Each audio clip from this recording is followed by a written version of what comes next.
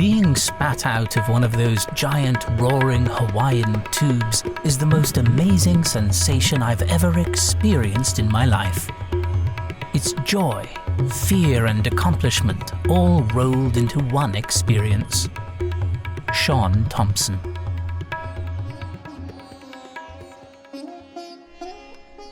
Hatha yoga has a long history and is deeply embedded in Indian culture, which is replete with all sorts of religious and mythological ideas about the practice's ultimate significance.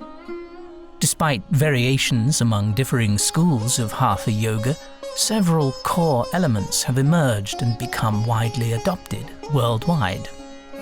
These include mastery of body postures, known as asanas, mastery of hand positions, known as mudras, mastery of breath control, known as Pranayama, and mastery of concentration, known as Dhyan.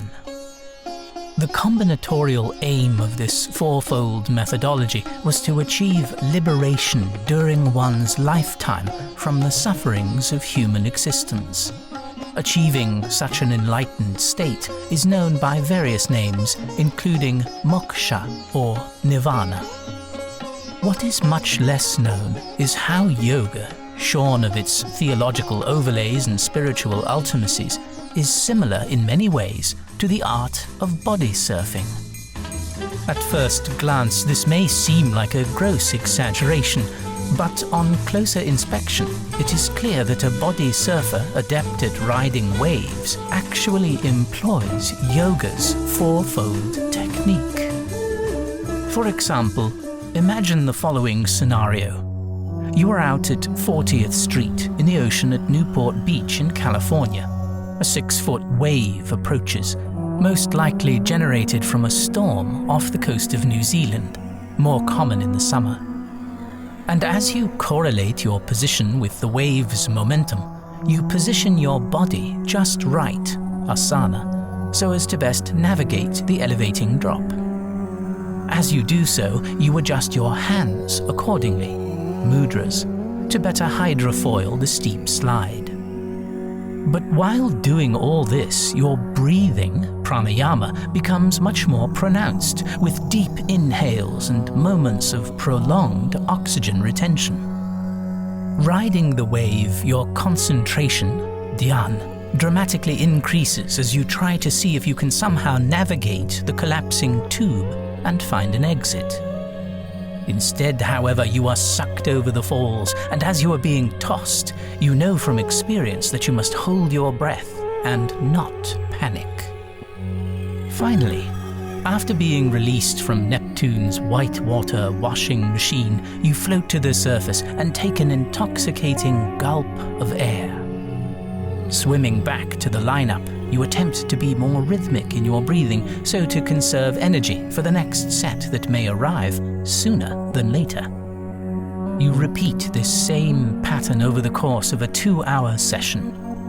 Every advanced body surfer knows this ritual intimately and have reenacted it countless times when riding waves at their favorite spots. What most body surfers may not be aware of, however, is how closely body surfing mimics key aspects of Hatha yoga. I too didn't realize the similarity until I came upon a book entitled Yoga for Health when I was in my early teens. The author, Selvarian Yasudian, tells a fascinating anecdote concerning a young man named John Kennedy, not to be confused with the United States president of the same name, living in Madras, South India, who was suffering from extreme weight loss and didn't know how to gain it back. He was advised to practice yoga, but he resisted. However, when Selvarian came back to visit the same beach weeks later, he found the young man had been completely transformed and was in great shape. Much to my surprise, he was not lying in the sand so much, but accompanying the 16 and 17-year-old Indian boys during their wave riding. After a few weeks, he became so skillful that he could go out in the water up to his mouth, then turn his back to the approaching wave, stretch out flat, and let the wave drive him towards the shore as fast as an arrow. When he reached shallow water, he waded back to the noisy, laughing group. I inquired about his new sport, and he laughingly assured me he had found a way to enjoy himself in the water. Immediately I went with him to take part in the wave riding game, and by the very next day I had solved the riddle. In expectation of the wave, the swimmer, Bodysurfer, takes a deep breath and then lies down in the water with his face forward. As long as he is carried by the water, or wave, he can only breathe at intervals. He takes a deep breath and is forced to retain it. This is repeated several times until he reaches shallow water. For at least 30 or 40 seconds, he is forced to retain his breath. John E. Kennedy was not swimming a single stroke, and yet he was performing a perfect pranayama exercise, half an hour daily, day after day. When I explained the cause of the miraculous gain in weight and the biological health controlling effect of breathing exercises, his opinion about Indian pranayama changed immediately.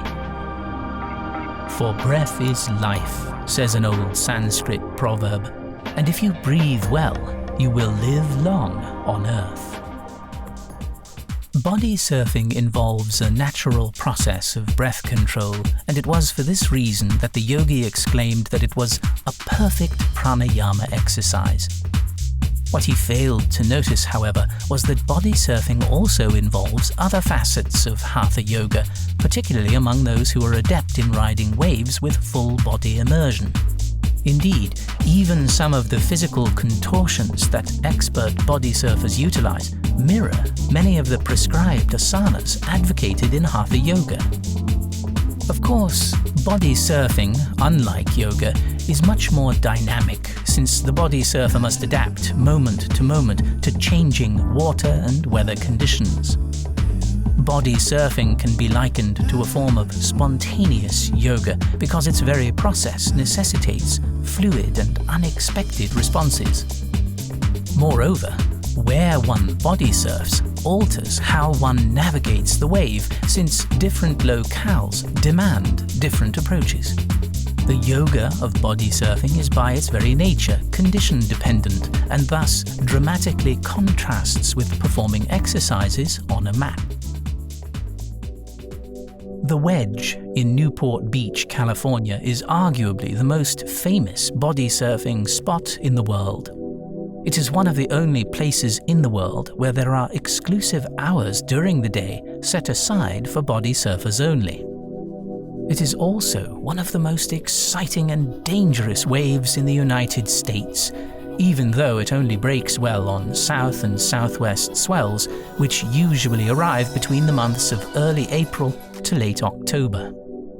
What makes the Wedge unique, and where it derives its name, is due to the long rock jetty that was created at the entrance of the Newport Harbor back in the 1930s. On ideal days, there is a pilot wave that bounces off the jetty that combines with the larger swell to form a very steep and enlarged peak. Master body surfers at the spot must be able to position their head, torsos, arms and hands just right in order to navigate the vertical descent and ride the wave's contoured face. One famous asana mudra is known simply as the Fred. It was so named in honor of Fred Simpson, a pioneer body surfer at the Wedge in the 1960s and 1970s and founder of the Viper fin brand. Later, this asana evolved into what has been termed the chicken wing. In both cases, the body surfer is attempting to adapt his body to maximize both his or her position and momentum to the ever-changing surface of the wave. While such an asana can be taught, among the premier riders it borders on a bodily intuition where one's contortions are done almost unconsciously and spontaneously. One of the most scenic body surfing spots in the world is Point Panic, just across Kewalo Basin on the south shore of Oahu in the Hawaiian Islands. Although it is an inconsistent break, necessitating south or southwest swells which typically occur in the summer seasons, it is considered by many aficionados to be the ideal wave for high-performance body surfing. Unlike the Wedge, which is mostly a left slide over sand, Panic is predominantly a right-hand reef break. Point Panic, known among the locals as Panics, provides beautifully shaped right peaks that allow the body surfer to ride inside the tube and come out unscathed, at least occasionally.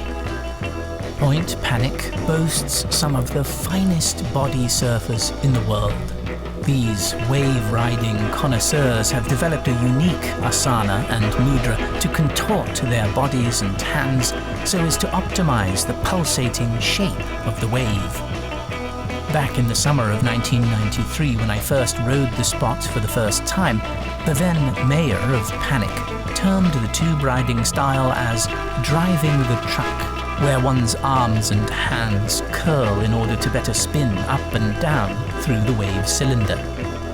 The tightly wound spinner has been perfected to an art form at Panic's. Body surfing is a liquid form of yoga that involves all of one's senses within an oceanic arena. What makes it distinct from more traditional forms of Hatha yoga is that it is practiced on an ever-moving body of water where split-second decisions must be made both consciously and unconsciously. As such, it is both instinctual and cerebral. Moreover, body surfing is a process which doesn't necessitate a goal, save maybe successfully exiting a finely shaped tube on occasion. It is rather a method for being attuned to the present moment and foregoing the technological madness that has overtaken our civilization, where staring at computer screens for hours on end has become the norm. The yoga of body surfing simply mirrors what dolphins, seals, and other highly evolved mammals have enjoyed doing for countless centuries, feeling and navigating the rush of cascading water against one's skin.